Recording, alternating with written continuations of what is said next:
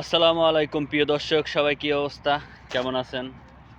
আমিও আপনাদের দোয়ায় অনেক অনেক ভালো আছি। তো চলে আসলাম আর কি, এই যে পার্কের একটা আর কি পুষ্কুনি বড় দিঘি, যেটা আমরা গ্রামগঞ্জে নদী বলে থাকি। আসলে সৌদি আরবে তো নদী নাই, তারপরও আর কি এটা নদীর মতনই বলা যায়।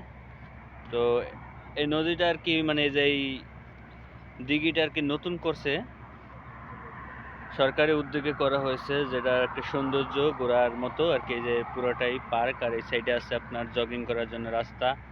আর আমার পিছনে দেখতে পাচ্ছেন খেলার একটা মাঠ, ওখানে ক্রিকেট খেলায়।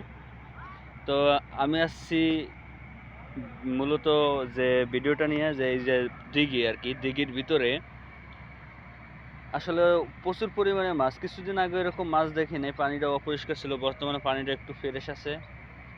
তো আপনাদের দেখাইতেছে আর কি যে কিছু ভিডিও, যে কিছু মাছ কিভাবে মাছ ধরা যায় চেষ্টা করব।